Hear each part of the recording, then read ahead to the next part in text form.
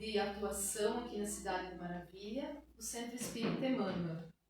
E como quando nós fazemos aniversário, a gente sempre tem muito a agradecer, rememorar o tempo de vida e também pensar, né, no futuro. E a rememoração nossa será apenas de agradecimento. Agradecimento por todos esses anos de possibilidades de crescimento, seja individual, de cada um que vem até aqui, que nos acompanha nas redes sociais, né, hoje, e que podem dizer que sentiram algo de diferente. Agradecer a cada colaborador, a cada trabalhador, a cada um de vocês que vem até essa casa e faz esse momento ser possível. Os trabalhadores que estão aí se dedicando, né, para poder tornar esse momento um momento agradável, um momento de muitas energias salutares. Então, este mês, como eu disse, né, é uma programação muito especial. Hoje, com a presença da doutora Maiquele Simes, depois falarei um pouquinho mais. Na próxima semana, então, nos agraciará com a sua palavra o palestrante Josué Gamborge, com o título Jesus e o Cego de Jericó. Vou fazer algumas pinceladas rápidas dos trabalhos aqui da casa. Nós temos então uma biblioteca que fica aqui ao fundo da sala. Quem quiser uma boa leitura, enfim, pode escolher o seu livro, né, e passar até a secretaria para fazer a retirada. Nós temos também, concomitantemente, as palestras que acontecem nas quintas-feiras, a evangelização infantil para crianças de 4 a 12 anos. Né, então, sempre tem um ensinamento de Jesus, enfim, algo que é repassado às crianças lá na salinha de evangelização. Ao final das palestras públicas, excepcionalmente esse mês não teremos, né, mas tem o estudo do Livro dos Espíritos, na última quinta-feira do mês, então tem um bate-papo espírita, para aqueles que tiverem dúvidas e queiram esclarecer algo a mais. Aí a gente fica aí ao final da palestra e conversamos, enfim, trocamos experiências. Nós temos na casa o projeto Bem Faz Bem, que arrecadamos valores e produtos, especialmente direcionados ao asilo, né, ao lar de idosos Coração de Maria. Então, quem quiser trazer sua doação, são produtos de higiene pessoal que são direcionados ao lar. Então, a doutora Maiquele, vamos brevemente falar, né? Poderíamos ficar aqui muito tempo falando, né? Mas a doutora Maiquele, ela é médica, pioneira em medicina integrativa aqui em Santa Catarina, idealizadora e proprietária em Chapecó desde 2009 da Clínica Integrativa e Spa, doutora Maiquele Simes, especialista em medicina de família e comunidade, pós-graduada em ciências do anti-aging, nutróloga, em endocrinologia, terapia comunitária e oncologia integrativa. Esposa do Pedro, mãe da Sofia e madrasta do Luiz. Estamos sem som lá atrás? Vamos ajustar aqui o microfone. Trocar, eu acho, né? Talvez seja isso.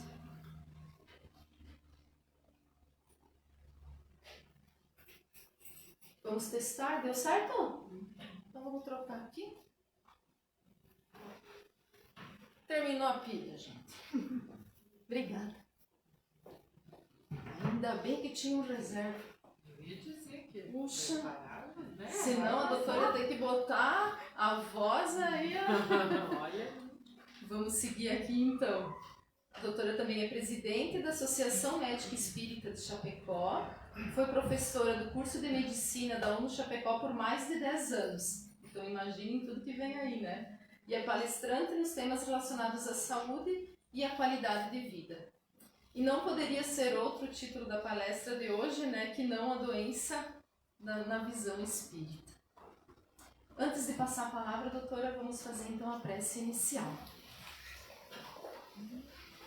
Quem se sentir à vontade, quiser fechar os olhos, podem acomodar-se, relaxar, agraciados pela chuva também, que possamos sentir a energia que envolve a cada um de nós. Agradecidos pela oportunidade de estarmos juntos neste momento, agradecidos pela encarnação, pela possibilidade do aprendizado que renasce a cada dia, pois Deus, em sua infinita bondade e amor, nos concede esta possibilidade do aprendizado e de nos melhorarmos. Agradecido, Senhor, por essa oportunidade maravilhosa, damos por aberto os estudos desta noite. Que assim seja. Que assim seja.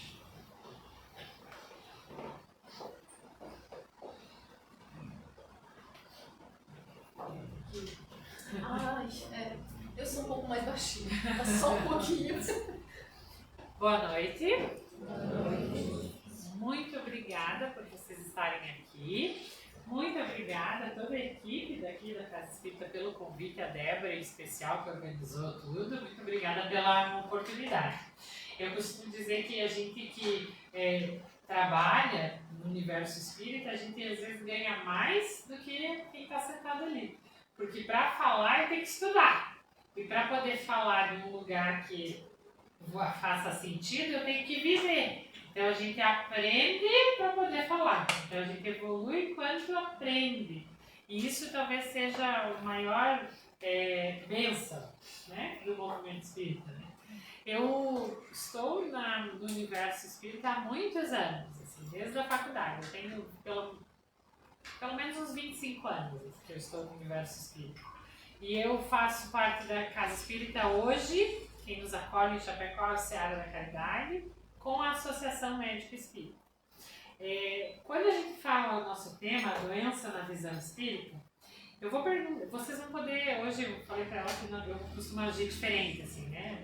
Minha história de professorinha, eu sempre acho que é legal que a gente converse. Então, se eu estiver falando alguma coisa, se quiserem perguntar, partilhar, comentar, pode levantar a mão e a gente vai conversando sobre, tá? Eu queria fazer uma pergunta para vocês assim. Todo mundo que está aqui é espírita? Levanta a mão quem é espírita. Quem estuda e é espírita do universo espírita já. A minoria. Quem aqui é católico? Por favor. Pode ser. Na minha casa a gente diz que a gente é espiritólico. Que é assim, entendeu? Espiritólico. O meu marido é católico, da Renovação Carismática, diga-se para beato, falta pouco, e eu sou espírita, então a gente é espiritólico, né? A gente faz as duas coisas, né? Até para respeitar cada um. Então a maior parte que está aqui não é do universo espírita. Eu vou explicar conceitos junto, e eu faço essa pergunta até para poder entender. Os conceitos são muito semelhantes no que a medicina diz, no que o espiritismo diz e no que os católicos, do que toda a história do catolicismo diz. São os mesmos conceitos, falados de outro jeito. E o que eu acho uma coisa bem bonita, porque se Deus dissesse que só no mundo espírita tivesse a verdade, a gente, diria que Deus escolheu só alguns. Então, não é assim. Deus é o mesmo e é para todos nós, né? Mas quando a gente pensa nesse universo espírita, a gente olha para a doença não como sendo do mal.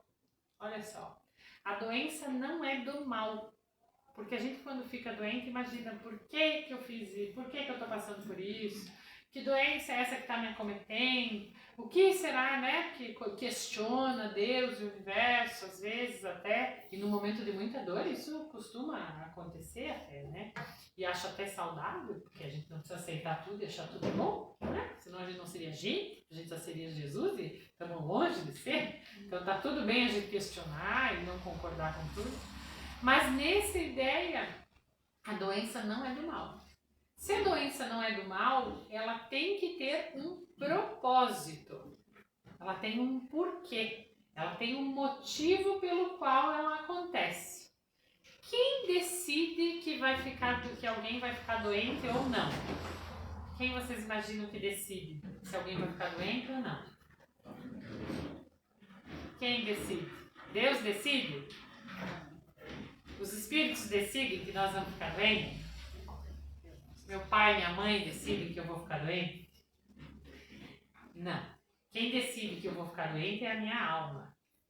Quem acolhe a doença nesse corpo e constrói a doença no nosso corpo é a nossa alma. E eu vou fazer toda uma fala para que vocês entendam por que a alma da gente escolhe ficar doente. Eu tinha uma amiga que teve câncer de mama, eu tive um câncer de mama, então eu posso falar disso tendo vivido o que é uma doença grave, tendo tido medo de morrer, então eu sei o que é viver isso. E eu dizia para ela assim, a gente escolheu, e ela dizia assim, escolheu você, eu não escolhi viver isso aqui. Eu falei, escolheu sim, então que ainda não entendeu, mas escolheu sim. Então a nossa alma é quem escolhe o processo de adoecer com um motivo. Quem nos ensina qual é esse motivo é Jesus Cristo, na verdade. Ele e tudo o que ele disse nos fala assim. Quando a doutrina espírita foi prometida para a humanidade, ela foi prometida por Jesus. Ele disse, eu voltarei e mandarei o Consolador prometido. Lembra que ele disse isso? Está lá na Bíblia? Eu mandarei o Consolador prometido. Só que ele voltou não da forma que a gente imaginava. A gente imaginava que talvez ele fosse encarnar. Pense Jesus encarnado hoje, o que nós ia fazer com ele? Tá louco? Vamos internar! Mais um para querer dizer pra gente o que fazer? Não sei se nós ia colher ele tão bem se ele encarnasse, né? Tivesse de novo na carne. Mas ele mandou pra gente um jeito que não é passível de ser internado no hospital e nem muito menos questionado. Ele mandou pra gente o Livro dos Espíritos, o Evangelho, a doutrina espírita. Então, todos os 5 livros que foram ditados pelos Espíritos para nós são o Consolador prometido. Consolador por quê? Porque vem dar pra gente um porquê. Vai dizer pra gente por que a gente vive. Às vezes a gente não fala, eu volto e meio digo assim, quando subir lá em cima tem umas perguntas para fazer para Deus. Tem umas coisas que eu quero entender. E não é assim, a gente não queria por quê? Porque tem coisas que a gente às vezes não compreende. Mas se eu vou estudar o Evangelho, se eu vou estudar o Livro dos Espíritos, eu começo a entender os porquês.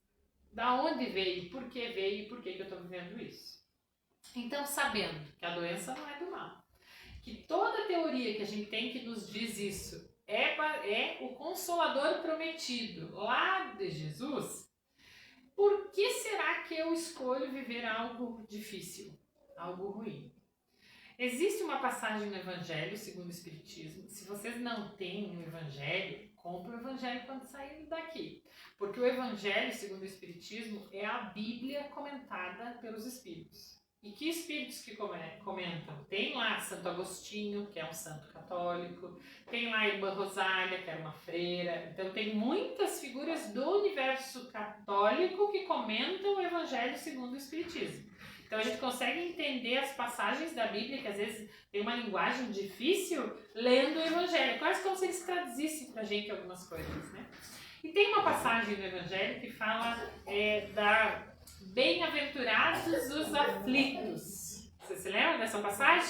Que Jesus diz, bem-aventurados os aflitos, porque eles terão o reino dos céus, eles serão consolados, eles terão o reino dos céus. Bem-aventurados aqueles que são misericordiosos, outra parte.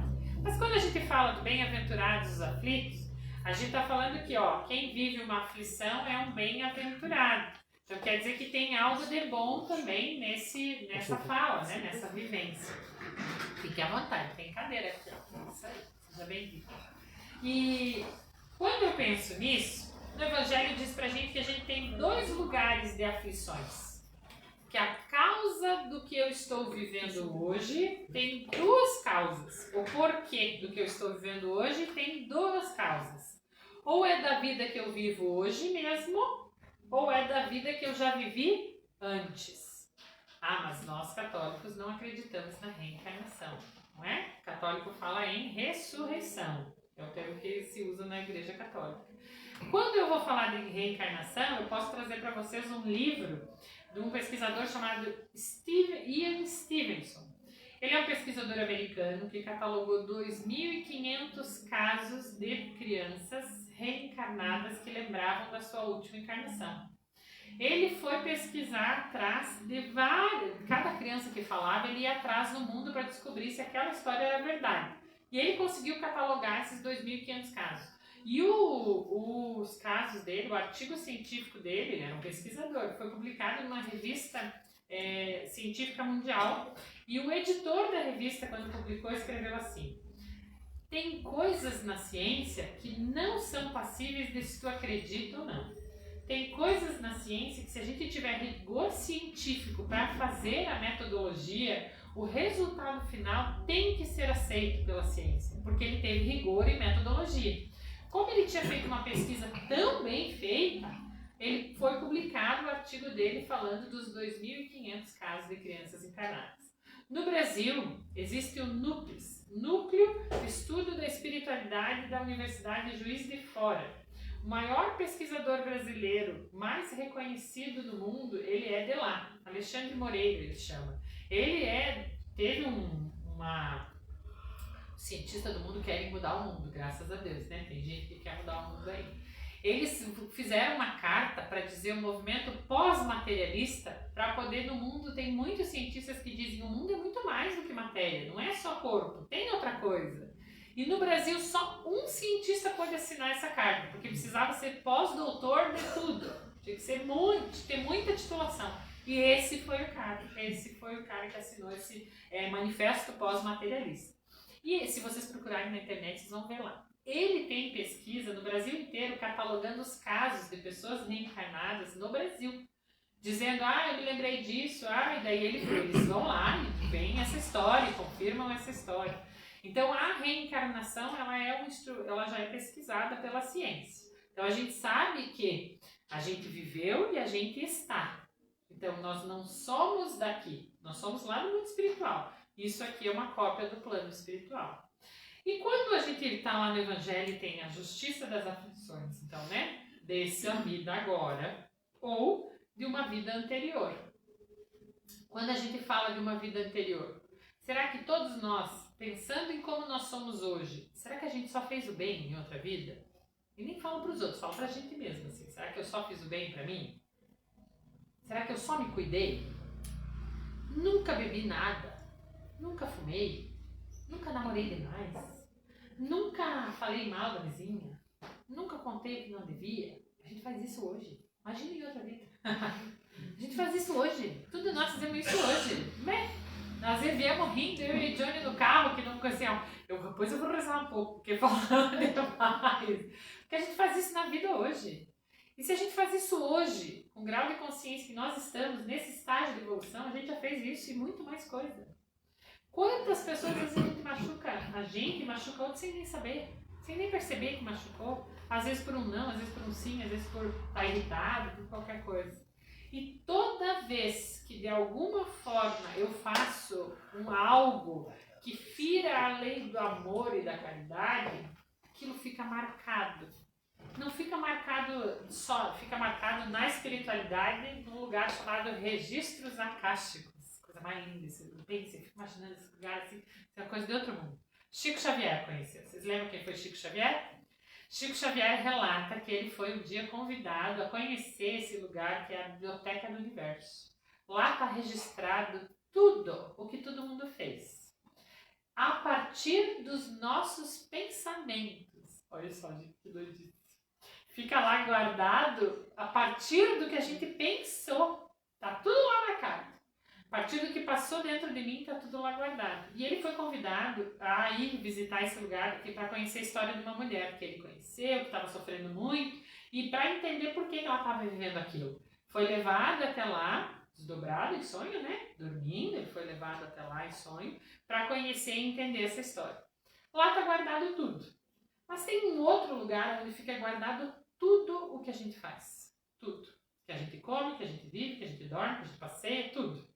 Que é o nosso perispírito. Perispírito é a nossa aura. Sabe que quando a gente vai ver no universo católico, os santos estão sempre com uma auréola aqui em cima, assim, e daí tem sempre uma luz ao redor, assim? Dá para fazer uma equivalência ao que a gente entende que seja o perispírito. O perispírito é o meio que une o corpo físico à nossa alma. É a cola, que é meio material e meio espiritual. Então ela junta os dois. Ali está marcado tudo. E ele é o modelo organizador biológico. É ele que dá forma a esse corpício que a gente vive aqui. Então o nosso perispírito modela tudo. E ali fica marcado tudo que a gente viveu e vive. E aí vem da nossa alma para o perispírito, para o corpo físico. Tudo. Tem uma médica, que eu acho que ela era, não lembro se é cardiologista ou ginecologista, dona Marlene Nobre, médica, ela já desencarnou. Ela era amiguinha do Chico Xavier, assim, ó. Chico Xavier foi quem começou quase tudo que a gente conhece hoje, tem muita coisa que o Chico trouxe. E a dona Marlene Nobre é fundadora da Associação Médico Espírita. Olha que massa que devia ser esse tempo. Ela frequentava as reuniões e os estudos com o Chico Xavier. E o Chico olhou para ela e disse assim, ó, tu vai casar com fulano de tal. E ela disse, como assim? Não, vocês têm uma missão, você vai casar com fulano de tal. E ela, tá? Foi conhecer o fulano de tal, se apaixonaram e casaram. Ele fundou, o marido dela, a primeira revista espírita brasileira. E ela fundou a Associação Médica Espírita Brasileira, que é o ramo do espiritismo, que é o ramo científico, que questiona, que estuda, que faz pesquisa, que está vinculada à Federação Espírita Brasileira, vive em paralelo para fazer as pesquisas, porque o espiritismo é ciência, filosofia e religião. Ciência porque questiona a vida, porque pesquisa. E quando vocês estudarem Allan Kardec, que foi quem codificou a doutrina espírita, ele foi extremamente criterioso para poder trazer o conteúdo. Ele é um pesquisador e ele foi estudar tudo aquilo que acontecia. Foi assim, ó. Sabe aquela brincadeira do copo que a gente fazia quando era criança? Todo mundo fazia aquele negócio, né? Daí botava o dedo assim para saber se tinha uma resposta e tal. Se fazia isso muito na Europa, 100, 200 anos atrás. E ele, como um matemático, um pesquisador, ele decidiu, eu vou lá ver que mentira é essa, como que isso acontece. E ele foi indo num lugar, foi indo em outro, entrevistando pessoas e vendo e viu que não era mentira, que tinha alguém que mexia aquele negócio. E aí eles começaram a fazer com as mesas, fazia uma pergunta para o espírito, bata uma vez se é um sim, bata duas vezes se é um não, e assim foi.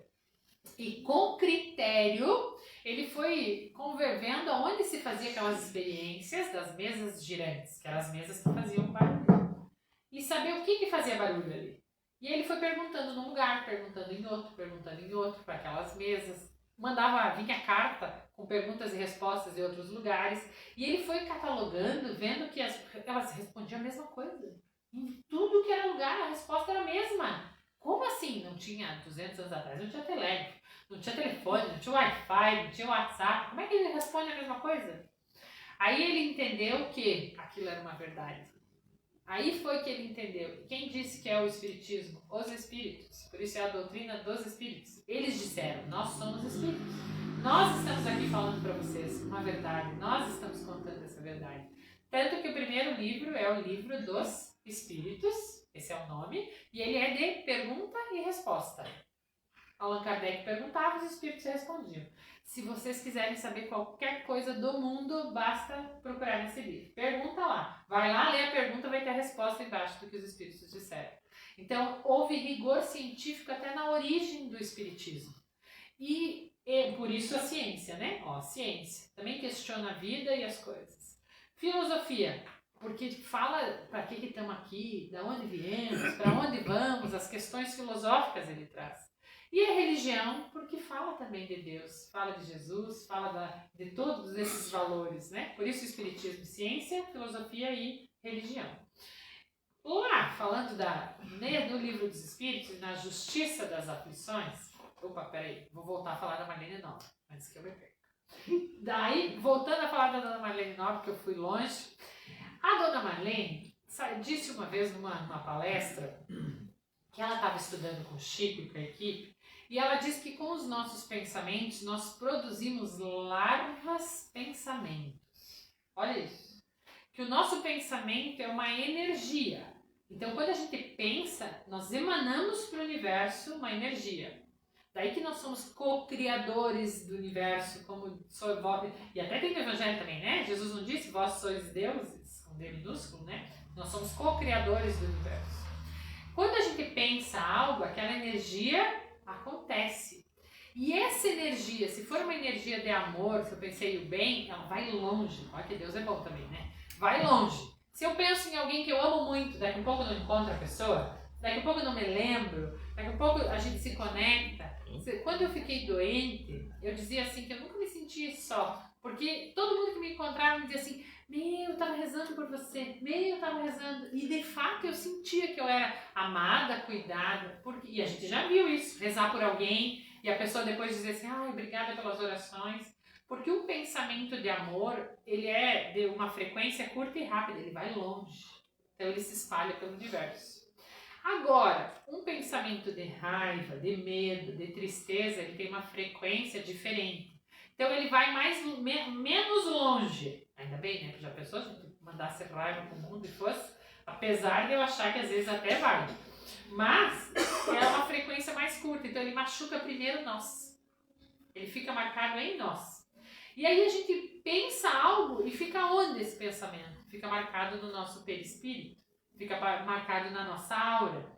Em que lugar que aquilo fica marcado? Fica marcado na região equivalente à emoção que eu senti. Alguém aqui já fez algum tratamento da medicina chinesa? Fez acupuntura, alguma coisa assim? Já fizeram? Ó, quem já fez, levanta a mão. Opa, olha que coisa boa.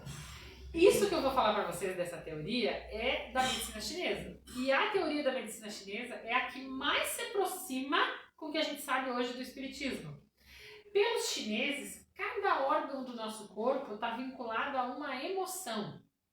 Então, assim, quando eu adoeço do estômago, eu ando muito preocupada. Quando eu adoeço do fígado, eu ando com muita raiva. Quando eu adoeço dos joelhos, eu estou com dificuldade de ser flexível na vida, eu sou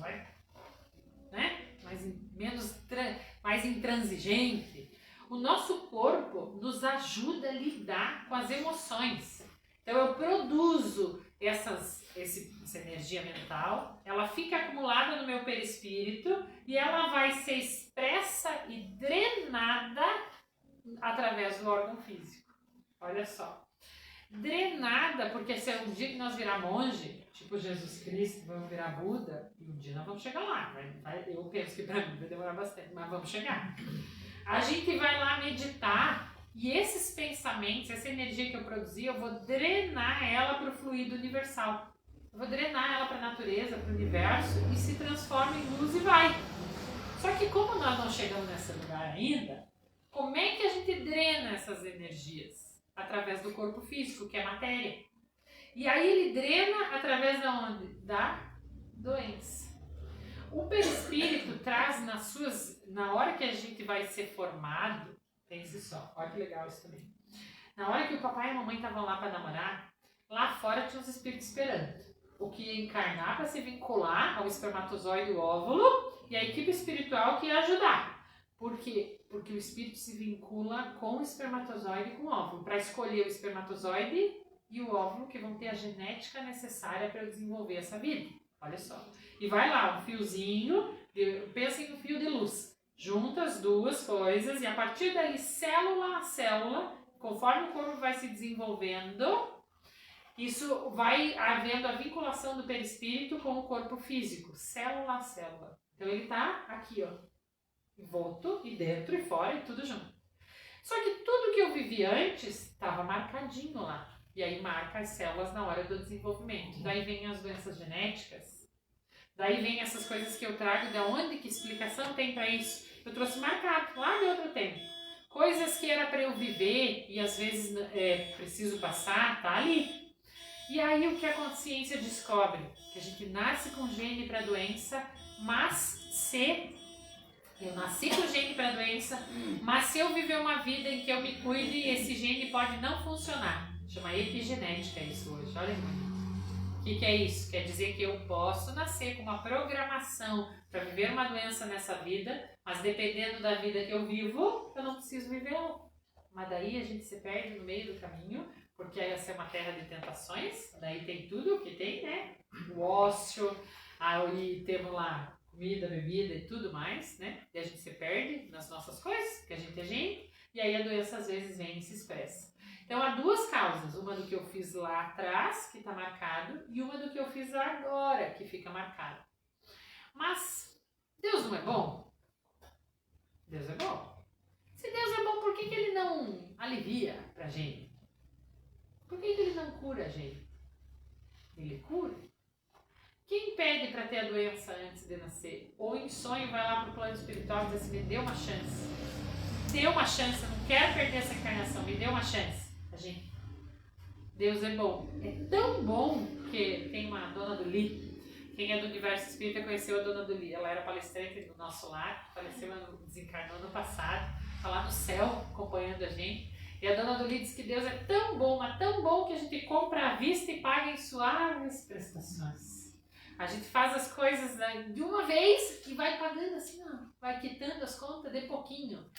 E, agora não lembro se era Paulo de Tarso, mas alguém dizia que o amor cobre uma multidão de... Paulo de Tarso, está lá, Débora me dizendo assim, ó, Paulo de Tarso. O amor cobre uma multidão de pecados. Quando eu faço um bem, eu não faço o bem só para o outro, eu faço bem para mim. Eu estou curando também essa história. E como isso funciona? Chico Xavier contou que tinham dois espíritos que na época lá da Inquisição, lá, que matava a gente, eles eram encarregados de empurrar as pessoas do penhasco. Tipo, eles eram um carrasco que ia lá e empurrava. Que vivemos isso, vocês se lembram? A humanidade viveu isso. Que tinha morte, que tinha duelo. O último duelo, a gente estava vendo um filme, foi olha, gente, não faz 100 anos que foi o último duelo no mundo. Olha isso, duelo de morte, não faz 100 anos. Então, isso tudo a humanidade já viveu. Então, esses carrascos empurravam as pessoas para o penhasco, para a morte. Quando eles vieram renascer, sabia-se que eles tinham que quitar essa conta. Aí, o que aconteceu? Eles trabalharam para o avanço da humanidade, ajudando na aviação. Eram dois pilotos que ajudaram no desenvolvimento da aviação no mundo, ajudaram no progresso do mundo. Mas no tempo determinado, eles faleceram num acidente de avião. Olha só. Então eu fiz a conta, eu quitei a conta em parcela, ajudando a humanidade a se desenvolver. Isso é um dos casos. Eu posso contar para vocês um caso que eu pedi autorização. Na época que eu fazia atendimento fraterno lá no nosso lar, uma vez veio um rapaz, jovem assim, ele devia ter uns 40 anos, 30 e poucos, 40 anos. Para mim já tá ficando jovem, 40 anos é jovem, muito jovem. E aí, e ele veio contar que ele estava muito triste que o pai dele tinha falecido. E a gente falou assim, não, que coisa, muito triste. Ele disse assim, pois é, agora que eu tinha um pai, agora que ele era presente, ele morre. Como assim? Ele contou pra gente que o pai dele era alcoolista. Muito comum na nossa região, né? Descendente de italiano, aqui alemão. O que a gente tem de pessoas alcoolistas, homens e mulheres, né? Que abusam de bebida alcoólica de alguma forma. E que o pai dele era alcoolista. E que tinha briga, e que tinha conflito, e que batia neles, na mãe, deu a vida inteira. E aí o irmão mais novo dele desenvolveu uma insuficiência renal. E quando foi para ver, tinha o rim, tinha um problema, tinha que fazer um transplante, só uma pessoa era compatível para fazer o transplante, o pai. O pai, para doar o rim para o filho, precisava parar de beber. Se não parasse o rim, não podia ser usado. E aí ele contou que esse pai parou de beber, ficou bem e doou o rim para o filho dele, né? Para o irmão, né? Desse rapaz. E ele teve o pai dele por 20 anos, saudável e numa família em harmonia. Olha isso. Então nós temos ali uma insuficiência renal, um alcoolismo, que são doenças, que são graves, mas que curaram uma família inteira. Uma insuficiência renal que cura uma estrutura familiar. Atendi uma paciente esses dias e ela é uma dessas pessoas boas, assim, faz voluntariado, muito boa. É uma das pessoas mais doces que eu já conheci. Mas para ela mesma, meu Deus do céu, ela carrega um chicote. Tem que fazer tudo certo, tem prazo para tudo, tem que cuidar de tudo e tá sempre se cobrando, sempre assim, né? Nunca pede ajuda. E aí a gente vinha sempre conversando. E falou, Ana, talvez seja o momento de tu parar um pouquinho e olhar para você, parar um pouquinho e se cuidar, parar um pouquinho, né, e deixar as coisas acontecerem. E ela me dizia assim, não, mas eu, né, não consigo. Vocês conhecem alguém assim? Quer fazer tudo por todo mundo? Conhece alguém? Eu conheço alguém assim, né? Muitos alguém, na verdade. E ela veio conversando, né, com dificuldade, e quando a gente estuda na integrativa, o que isso pode levar a acontecer, pessoas que só cuidam dos outros, não se permitam ser cuidadas, não se permitam ser olhadas, são pessoas que podem desenvolver doenças neurodegenerativas e que ficam na cama, gente. Por quê? Porque eu preciso aprender a desenvolver a habilidade de ser gente, ser cuidada, ser olhada, aprender que o outro também pode fazer, não só eu do meu jeito. Vocês devem ver também. Pessoas muito duras que querem tudo do seu jeito. Olhem as pessoas que vocês conhecem que têm doença neurodegenerativa, Alzheimer, Parkinson. São pessoas que normalmente precisam ficar a serviço dos outros, né? Tem que estar ali, o outro cuidando. E eu dizia para ela, a gente trabalhava muito, olha, quem sabe tu olha para isso e tenta. E ela vinha estudando, tentando, melhorando. Ela sofreu um acidente de carro 3 meses atrás e fraturou 4 vértebras, 4 arcos costais e 1 vértebra. Parada, 2 meses. Conversei com ela e ela me disse assim, sabe qual é a minha dificuldade? Eu não poder sair do lugar, não posso fazer nada para ninguém. Eu olhei pra ela e falei, mas que coisa boa. Ela, esse paciente olha pra mim e vem, né? Doutor, você tá doida agora. Né? Eu digo, às vezes eu sou meio doida mesmo, mas nisso não. Olha só que bênção. Quem tá te cuidando? Minha filha. Como é que tá isso? Sabe, doutor, que a minha filha foi me dar banho e ela me contou e se emocionou. E ela me lavou as costas e disse assim, mãe, quantas vezes tu me lavou as costas? Mãe, quantas vezes tu cuidou de mim? Que bom eu poder cuidar de você, mãe. Aí ela disse assim, mãe, eu sei que tá difícil de você estar aqui parada, tu tá tendo que ficar aqui com a gente. Mas olha só, olha como a gente tá ficando junto. Olha quanto tempo que a gente tá passando junto. E o quanto nós somos necessitados dessas curas. Desses momentos e dessas oportunidades de cura. A doença leva a gente para onde a gente tem que ir, mas não quer ou não consegue. Por amor, a gente não faz nada. Lá antes de nascer, eles pedem pra gente assim, você quer aprender por amor ou pela dor? A gente até diz que quer aprender por amor. Daí vem na família alguém muito complexo pra gente lidar, e aí a gente, não quer mais saber, não quer mais falar, daí a gente briga e fica distante. Por amor, a gente é difícil. Agora, pense para fugir da dor. Nós movemos muito. Pensa para sair do lugar, sair daquela situação de dor ou de dificuldade. O que a gente faz? A gente move muito. A dor é uma válvula propulsora enorme para tirar a gente do lugar onde a gente está e levar para um lugar melhor. Porque a lei do progresso é uma lei. Olha que doideira. É lei. Então tem que acontecer. Só que quem progride se está tudo bem? Haja as crianças de hoje, que tem tudo, e elas querem fazer alguma coisa. A gente pede, vai fazer alguma coisa, reclama de tudo. Por quê? Porque não precisa fazer nada. Nunca precisaram fazer nada. Então eles sentam e ficam. Sentam e ficam. Que é nós. Quando estamos na bonança, está tudo bem, o que a gente faz? Senta e aproveita. Senta e gosta. Que é natural do ser humano, saudável, importante a gente fazer isso também. Mas a gente faz poucos movimentos da vida quando está tudo bem. Agora, quando tem alguma coisa ruim, a gente fica parado, a gente sai do lugar. Então a doença, ela é uma válvula propulsora para a gente poder obedecer uma lei que é do universo. A lei do progresso e a lei da evolução. Tá bom, entendi. Não gostei, mas entendi. Tá, não gostei dessa história, mas entendi. Então me diga, o que eu faço com essa informação? O que muda isso na minha vida eu saber isso? Existe uma outra passagem do Evangelho que diz o bem e o mal sofrer. Como é o bem sofrer e o mal sofrer? Mal sofrer é eu me revoltar diante daquela doença. E existem momentos que a gente vive situação tão difícil que a gente fica com raiva, natural, né? Que a gente fique com raiva.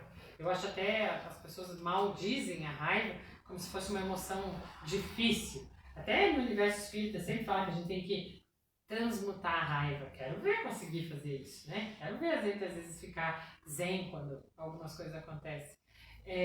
Metade do progresso do mundo é feito na raiva. Metade da evolução do mundo é feita na raiva. Podia ser por amor? Podia, mas não chegamos lá ainda. Aí o que acontece? Guerra. O que a guerra faz? Evolução. Porque depois, no pós-guerra, os grandes marcos de evolução na história da humanidade foram feitos pós-guerra. Tecnologia, desenvolvimento, tem que cuidar do soldado, tem que melhorar, tem que refazer um país, tem tanta coisa que acontece depois da guerra. Claro que isso é da nossa imaturidade ainda, porque lá nos mundos felizes, que tem uma escala de mundos, né? Lá não tem guerra. Tem guerra aqui porque nós ainda temos isso, né? Mas quando a gente sabe desse bem sofrer, o que é o bem sofrer? É não sentir raiva? Não. Porque Deus sabe, né? Ele sabe como a gente funciona. Deus é um pai bom que sabe tudo. Então ele sabe como está dentro de mim. Não dá para dizer que ele imagina que eu vou ser paz e amor para tudo. Ele sabe que não. Mas ele conta com a espiritualidade conta com as nossas vontade de tentar. Vontade de fazer um movimento. É com isso que eles contam, não é com a solução, com a resolução. Por isso a gente sabe, pega quem que é pai e mãe. Quem é pai e mãe? Ó, maior parte. A gente ensina as coisas para os filhos, a gente precisa falar uma vez só? Ai, Deus, pai. Quer ver a minha para botar a toalha, pendurar a toalha molhada e não largar em cima da cama? Quantas mil vezes? Todo dia eu tenho que falar uma coisa. Não aprende? Ela não sabe aprender? Como é que ela sabe? Ela sabe, ela é inteligente, mas por que ela faz? Porque a gente é assim.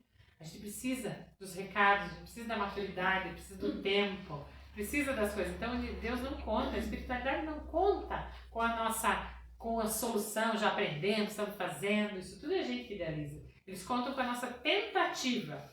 Porque de pouquinho em pouquinho eu vou saindo do lugar. De pouquinho em pouquinho, de experiência em experiência, de dor em dor, eu vou me movendo e evoluindo. O bem sofrer é eu aceitar aquilo que eu estou vivenciando. O bem sofrer é acreditar que se está na minha vida, é meu. Se é meu, sou eu que posso curar. Se é meu, sou eu que posso dar conta. E aqui tem uma pesquisadora americana que ela foi estudar os casos de cânceres incuráveis no mundo. Existem cânceres incuráveis que se curam? Existe. A volta e a gente encontra alguém que conta uma história. E ela catalogou 1.500 casos que foram ditos na literatura que eram incuráveis e que se curaram. E ela queria saber o que essas pessoas fizeram. O que elas fizeram que elas se curaram? Ela achou 9 fatores que são comuns. Entre eles estava a vontade de viver, a vontade de continuar e a força de pegar a vida nas mãos e dizer é minha, eu vou fazer o que eu preciso fazer, o que eu quero. Olha só. As pessoas que aceitam aquele processo e dizem é meu, eu vou me curar, eu vou atrás, ela começa o processo de cura. Porque tem um pensador que chama Carl Rogers, ele dizia assim, paradoxo perfeito é que quando eu aceito, eu mudo. O primeiro passo da mudança é a aceitação. Porque aquilo que eu me debato, aquilo que eu brigo, aquilo que eu não quero, aquilo que eu não olho, aquilo que eu deixo debaixo do tapete que eu não vou olhar, tudo aquilo que eu resisto vai persistir até eu olhar. Vai voltar. Quando eu olho e aceito, eu dei o primeiro passo para a cura. Então, o bem sofrer é aceitar o processo de adoecer. Quando eu aceito essa doença, eu sento e fico nela parada? Não. Eu aceito e sento? Não. Eu aceito e continuo o processo de sair dela. Eu continuo o processo de olhar para isso. Por que será? Vamos começar com a pergunta de novo que eu fiz lá no começo. Por que será que a minha alma decidiu que ela quer viver essa doença? Eu falei para vocês essa dessa paciente, falei essa outra, olha só. É que como nós vemos a vida olhando desses olhos aqui, ó, a gente às vezes não tem dimensão que a vida é muito maior. Quando eu sento na clínica para conversar com os pacientes, a gente vai conhecendo a história, acompanhando, tem pacientes que eu acompanho há 20 anos. E aí a gente vai olhando essa história, A gente vai vendo as coisas acontecer e a doença levando e curando. Cura um, cura outro, cura a família, cura relações familiares. Ela vai nos estruturando e nos curando. Então, quando eu vivo o processo de adoecer, eu estou vivendo a cura. A cura. Mas se eu quiser saber por quê, por que essa doença, que momento é esse, você pode começar estudando o corpo. Começando a se estudar. Tô triste. Por que eu tô triste? Tô feliz. Por que eu tô feliz? A gente para poucas vezes na vida para se perceber, né? Para perceber por que eu tô feliz. Tô com dor nesse joelho. O que eu fiz que tá doendo nesse joelho? E não é só o que eu fiz hoje. Teve uma vez uma paciente que disse assim, uma piada entre médicos. Foi no médico e ele disse, eu tô com dor no joelho direito. E ele disse assim, isso é por causa da idade. E ela disse assim, mas eu tenho dois e os dois têm a mesma idade. Por que só o direito dói? Né? Quando a gente olha nesse processo de adoecer, existe para cada doença, e aqui está um caminho de cura também, são 5 componentes relacionados ao processo de adoecer. O físico, é o que a gente olha na medicina, que é um pedacinho. O ambiente em que me cerca, tudo que acontece comigo e ao meu redor.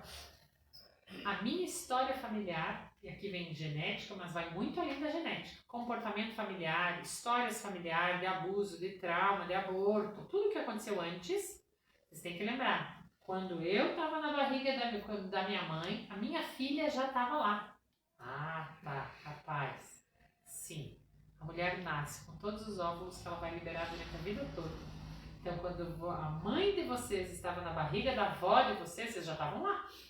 Então, o que a tua mãe viveu, tu viveu também. Olha ali, o que a tua avó viveu, você viveu também. Cada célula do teu corpo sabe essa informação. Está junto, está entrelaçado. As histórias são entrelaçadas. E aí a gente pensa, então, físico, o ambiente, a minha família, meu padrão de pensamento, tudo que passa aqui dentro. Tudo que vai passando aqui dentro da minha cabeça também condiciona o processo de adoecer. E aí a gente fala, aquele que reclama, não que eu não possa, tá? Eu tô falando isso, a gente não pode achar que não pode reclamar. Eu também acho que a gente tem o direito de reclamar, né? Mas aquele que passa o tempo todo tendo padrão de pensamento negativo. Eu nunca tiro, eu tô sempre olhando para a vida e olhando para o que falta, para o que dói, para o que é ruim. Ele sinaliza dor para cada célula do corpo. Tem um pesquisador americano chamado Bruce Lipton.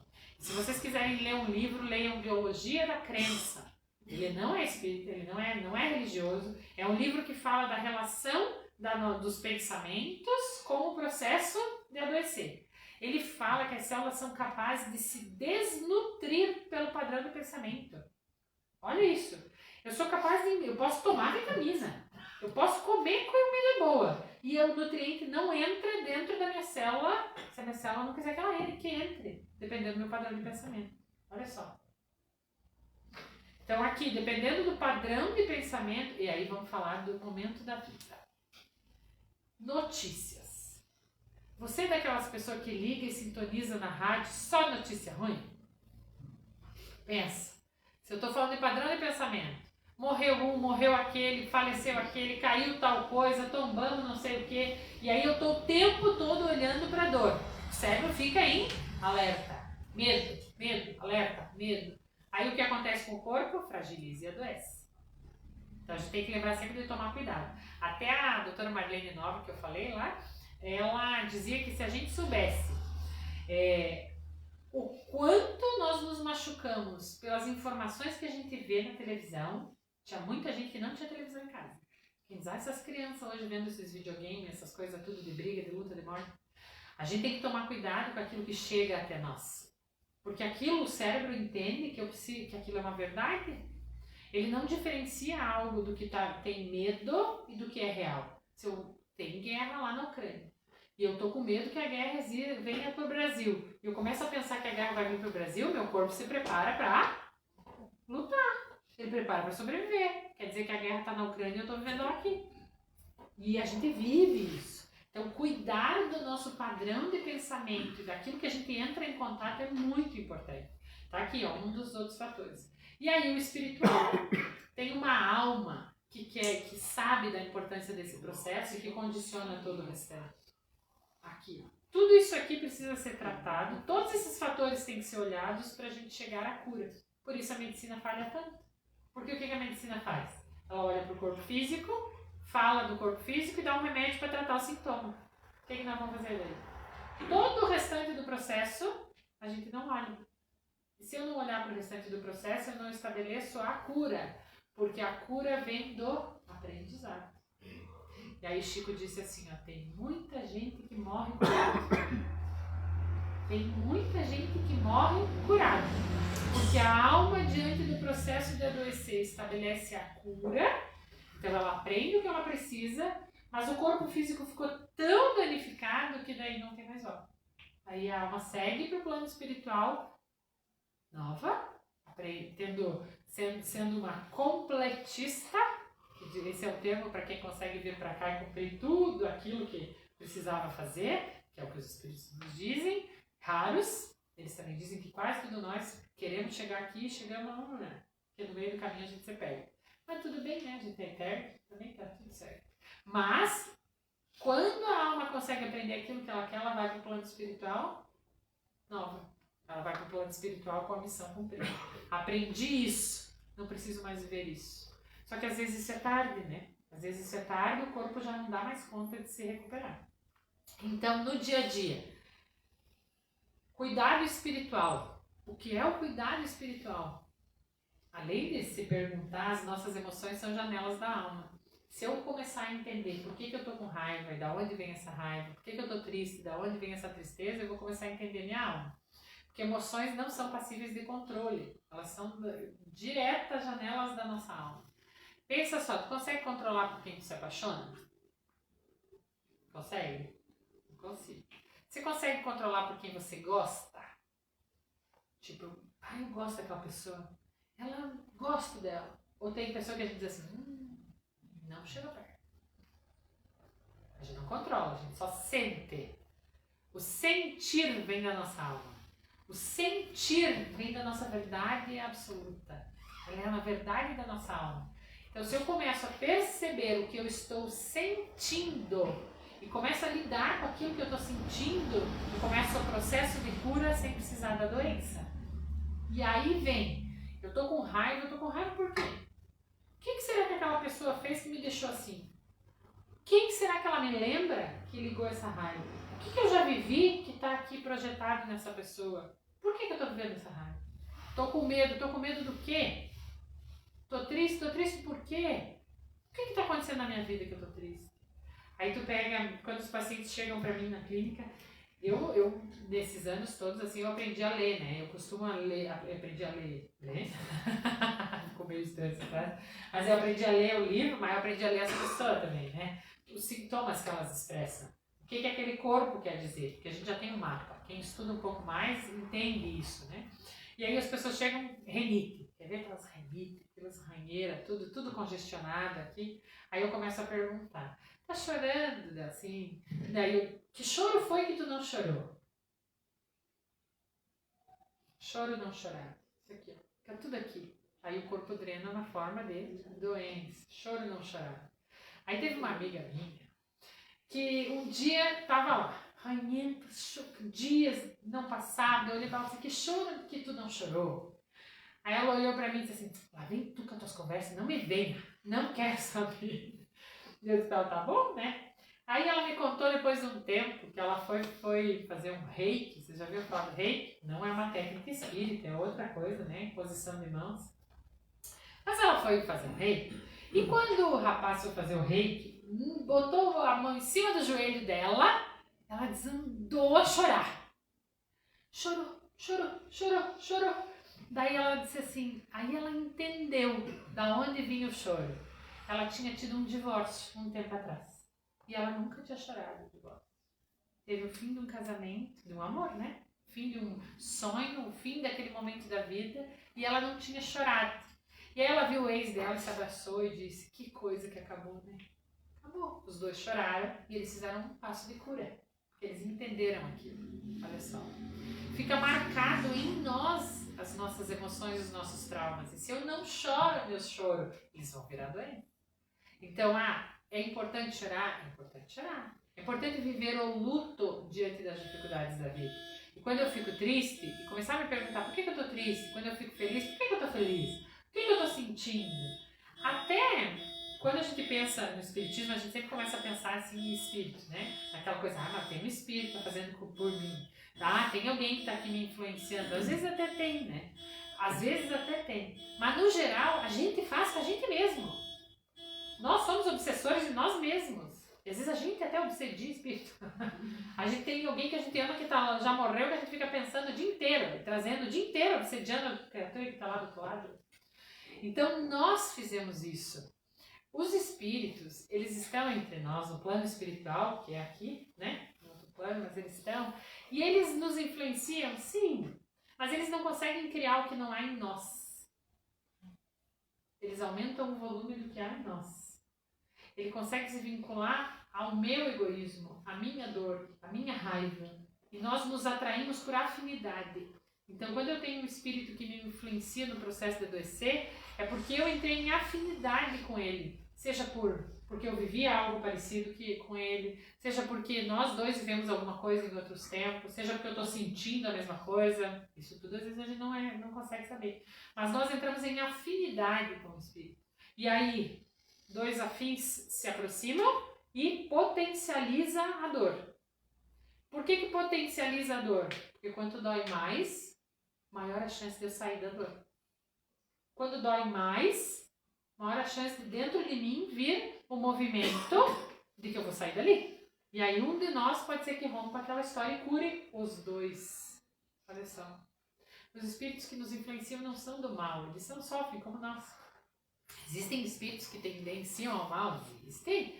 Mas no geral é tudo que nem nós, assim, ó, que se perdeu, que fez coisa difícil, que tá ali atropelando a vida, tudo que nem nós. E se vincula a gente às mesmas dificuldades. Então, hoje em dia, quando eu penso que tem alguma coisa, que eu tô sentindo alguma coisa que eu acho que não é minha, né? Eu costumo dizer assim, tá bom, fique por aí, vamos junto. O que tu quer que eu aprenda?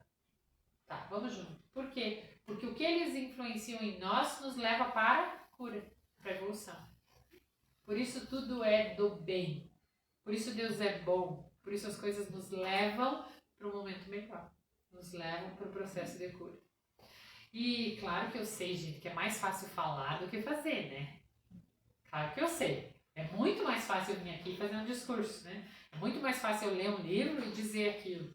Viver isso é mais complexo. E é por isso que a gente estuda no plano espiritual, escolhe uma prova e vem para a vida, para passar por aquela provação. Esse aqui é um mundo de provas e expiações, indo para um mundo de regeneração, que é um mundo transformado. No mundo de regeneração, a dor vai ser menor. No mundo de provas e expiações, o mal predomina e o bem sempre prevalece, mas o mal predomina. No mundo de regeneração, o bem predomina e prevalece. Mas como é que nós vamos fazer para a Terra evoluir? Nós temos que evoluir. Nós temos que evoluir. Tanto que nós vivemos uma grande prova coletiva relacionada à doença recente. O que é que nós vivemos todo mundo? O Covid. Diz que foi pedido muitas das coisas que nós vivemos na humanidade para o plano espiritual superior para que a gente tivesse a oportunidade de crescimento. Porque no Covid muitas almas despertaram para a vida. E vocês também devem ter visto isso. Foi para a UTI, quase morreu, saiu de lá, voltou novo. Voltou pensando na vida diferente, voltou querendo outras coisas, voltou dando valor para a família, voltou querendo estar perto de quem ama. Olha só, esse é um despertar coletivo. Teve quem não aprendeu, tudo bem, tá tudo certo. Cada um está no seu grau de evolução. Vai ter um pouquinho ali para frente e vai viver alguma coisa que vai despertar. Por quê? Porque o progresso é uma lei. Isso vai acontecer. Quando eu acolho a dificuldade que eu estou vivenciando, quando eu começo nas minhas orações a não dizer Deus me salva, eu posso pedir isso também, tá? Deus também salva a gente quando a gente pede. Mas ao invés de perguntar isso, eu começar a perguntar, Deus, o que será que eu tenho que aprender com isso? O que eu posso fazer para melhorar? Me mostra o caminho que me leva à salvação. Me mostra o caminho que eu vou transformar essa dor, aprender com ela e viver melhor. Me mostra o caminho, Deus. Quem que pede algo para o Pai e Ele não dá? Só que a gente pede que Ele tire a prova. Ó, eu não quero mais ver isso. Tira de mim. Ele pode até aliviar para nos ajudar, mas depois a nossa alma vai lá e constrói de novo, porque ela sabe que precisa. E aí, se a gente começar a prestar atenção nas nossas emoções, olhar para o que a gente está sentindo, e nas nossas orações começar a perguntar, por que eu preciso passar por isso? Me mostra o caminho, o que eu preciso olhar que eu não estou vendo? Vocês vão ver que o universo conspira a nosso favor. Porque ele quer a mesma coisa que nós temos que fazer. Então aí vem alguém e nos diz algo, aí a gente abre o evangelho, vai rezar, e aí vem um recado, aí vem uma amiga, aí eu vejo alguma coisa e as coisas vão se abrindo assim. Porque o universo conspira a nosso favor. Mas é para o favor da evolução. É para o nosso crescimento. Com amor, com amor. Porque se a gente olhar para a gente, para as nossas emoções e nas nossas orações, começar a pedir compreensão, entendimento, ele vai mandar. Tamanha a nossa necessidade de compreensão que ele mandou um consolador prometido. Olha ali. Mandou o Espiritismo, que é o consolador prometido. Que dá para a gente essas explicações e essas falas. Precisa que todo mundo vire espírita? Não, né? Não precisa. Até porque eles falam que o Espiritismo é a religião do futuro, mas não é o futuro das religiões. Porque vai chegar um momento que nós não precisaremos mais ter religiões. Que o amor e a caridade estarão dentro de nós e nós vamos só existir com amor e caridade. Não vai precisar de um guia para isso, né? Não vai precisar de um guia para a evolução. Então, nunca, sendo católico, sendo o que for, que eu possa olhar para aquilo que eu sinto, que eu possa olhar para esse universo, para o bem de Deus e me perguntar, por que eu estou vivendo isso? Deus me mostra o caminho, o que eu preciso aprender?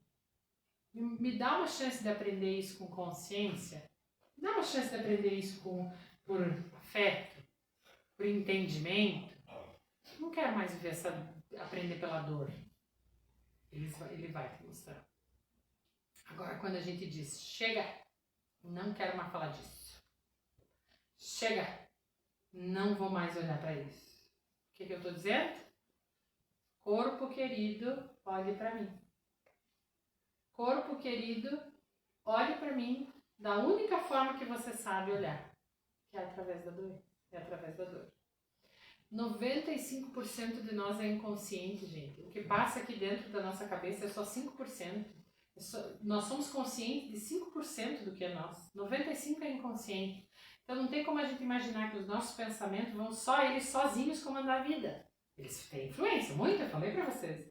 Mas tem outros 95% de nós que a gente tá lá esperando que em algum momento venham para fora. Nas nossas orações ele pode vir para fora. Nas nossas orações a gente pode aprender, a gente pode compreender.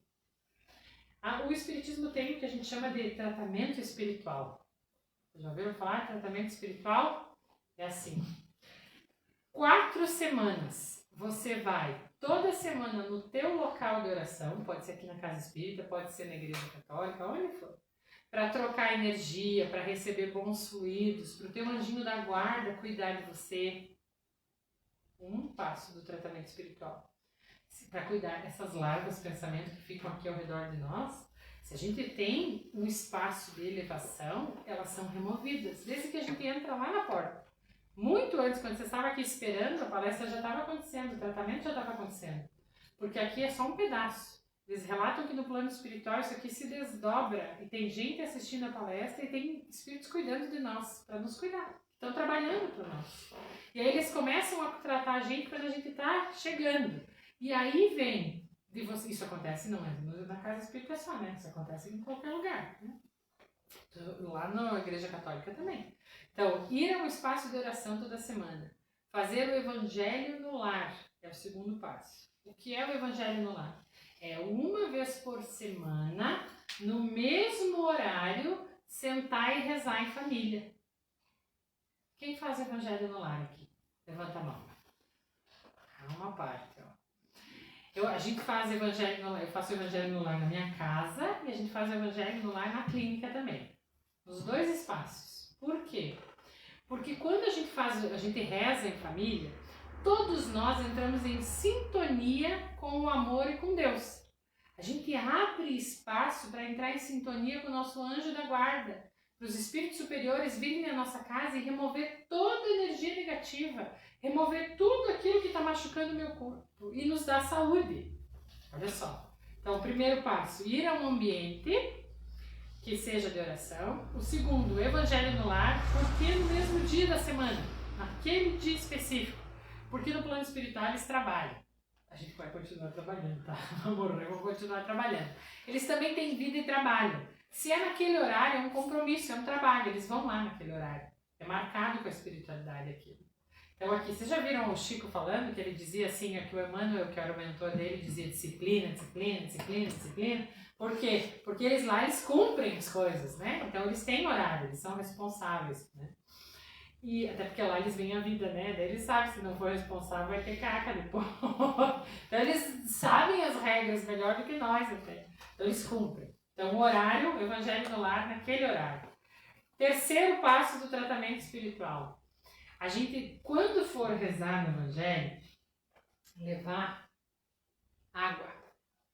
Colocar junto no espaço de oração uma garrafa de água, um copo de água, uma jarra de água.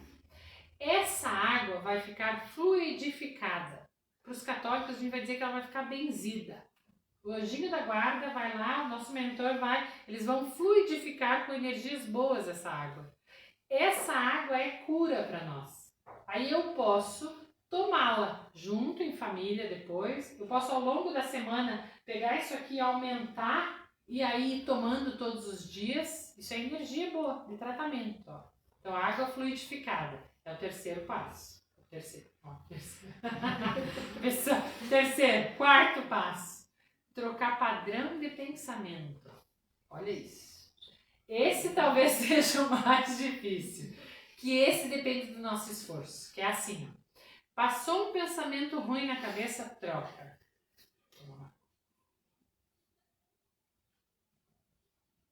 Passou um pensamento ruim, troca ele por um pensamento bom.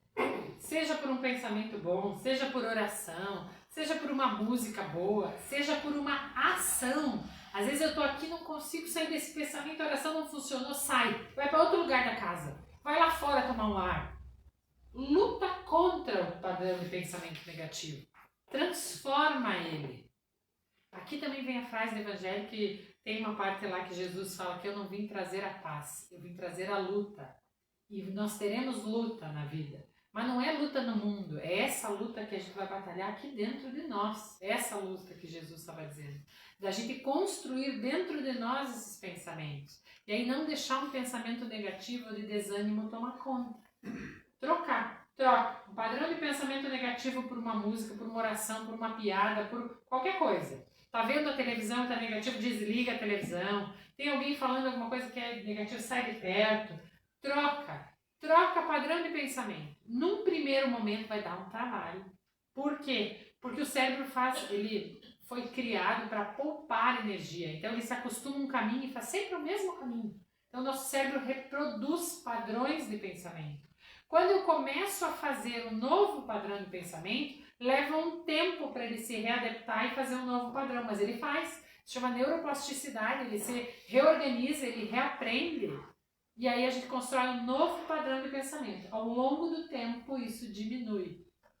Ele diminui e o padrão de pensamento negativo desaparece. Isso chama tratamento espiritual. Isso depende da gente, somente. E trata todas as doenças e todas as nossas dificuldades na vida. Difícil? Mais ou menos. Ok? Não, né? Precisa de empenho, claro, né? De trabalho, um pouco de energia, mas não. Queria que alguém, não sei se eu abro para perguntar agora, posso abrir? Pode? Bom, esse era o que eu tinha para conversar com vocês, para contar um pouquinho. Se alguém tiver alguma pergunta, quiser fazer algum comentário. Alguém já fez? Por favor. Mike, quando você falou de neuroplasticidade, eu tenho um exemplo que faz parte do meu dia a dia, da minha vida, e que eu já compartilhei com N pessoas. Depois de uma tromboembolia, de uma situação de coma, eu acho que eu não estava totalmente em coma quando eu fui reanimada na ambulância e tal, e as sirenes das ambulâncias me remeteram por muito tempo a algo muito difícil. A ponto de as sirenes me, né, desenvolver síndrome de pânico e tal, e isso foi bem difícil curar, né? E um dia, conversando com uma pessoa, me ensinou de que eu deveria, as sirenes das ambulâncias deveriam me remeter a algo bom. E falou assim, toda vez que você ouvir, porque caía a pressão, enfim, é horrível, né? Lembre que eles estão sempre buscando uma parturiente e vai nascer uma criança daí. Né? E como tinha toda uma história, uma tentativa de engravidar e de querer muito ter um filho e tal, me remeteu a isso. E até hoje, né, como a gente trabalha na BR, então de vez em quando dá aqueles auê, né, de ambulância, de bombeiro e tal, e é normal a gente ficar. E isso já se tornou automático. Ficou aqui, gravou, né? Então sempre eu lembro disso. É a parturiente, é o bebê nascendo, né? E a gente, né, eu consegui pelo menos transformar isso. Ai, que bom!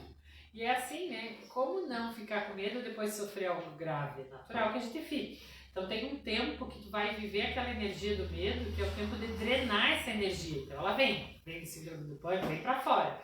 E quando eu consigo, estou pronta para curar, eu dou o próximo passo, que é a transformação. E aí vem sempre alguém que diz pra gente, olha que bonito que é isso, né? Deus age como na vida da gente? Deus não vai se materializar aqui e vai dizer, vá para lá, meu filho, vá para cá, meu filho. Não é assim que funciona, são as pessoas, são as situações da vida que nos guiam, né? E aí ele manda pessoas, manda uma palestra, manda uma fala, manda um livro, ele vai mandando sinais, né? E aí manda alguém que diz, ó, porque não é só coisa ruim que acontece no hospital, né? No hospital tem cura, tem doença, mas tem cura. Mais gente se cura do que gente morre, senão o mundo não está crescendo, né? Mas a gente olha e vê só a parte que ainda temos as nossas dores. Legal isso? Eu costumo dizer que quando a gente tem uma dificuldade grande e que algo remete, naquele momento, se tu conseguir dizer obrigada, muito obrigada, gratidão por isso, já vai mudar o sentimento e o padrão de pensamento. Porque olha que doideira que é isso, olha como Deus é bom. No nosso cérebro, toda vez que eu disser obrigado, gratidão por algo, o cérebro é inundado de dopamina.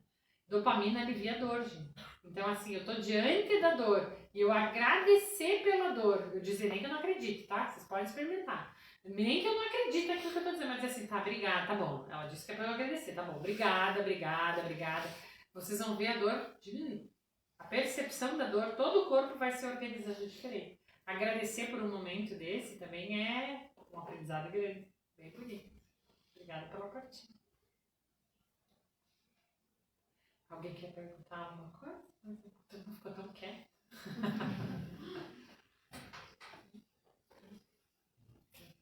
Então tá bom. Então, vamos.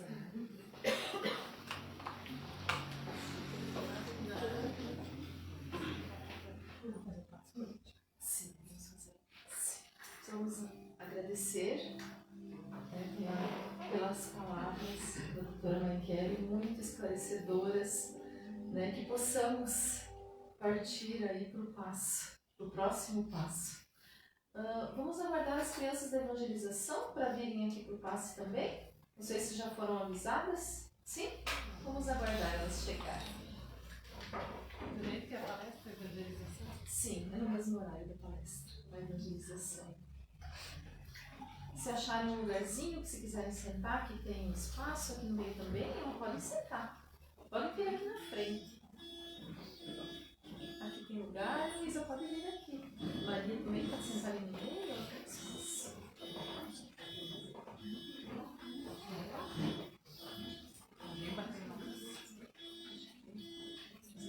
Vamos diminuir um pouquinho a luz.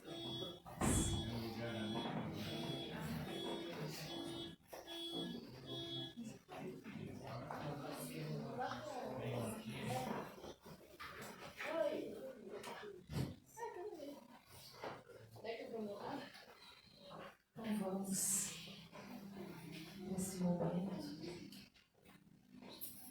acomodarmos novamente,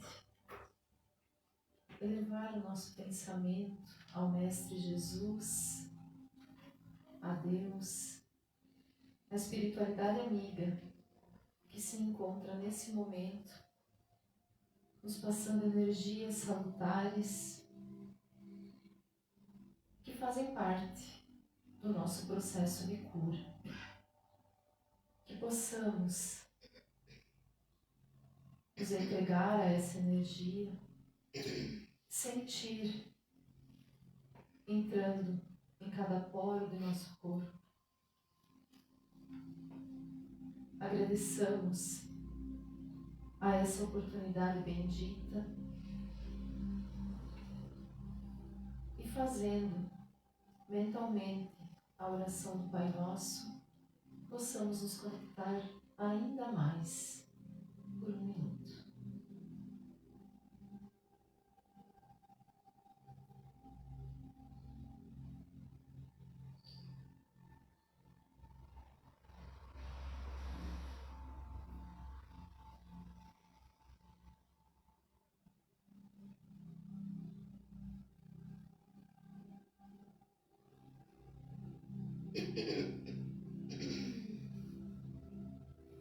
Agradecidos por esses minutinhos, que possamos, durante essa semana, tentarmos ser melhores, mudando pensamentos, tentando transformar hábitos não tão bons em hábitos melhores. Obrigada, Senhor, por essa oportunidade.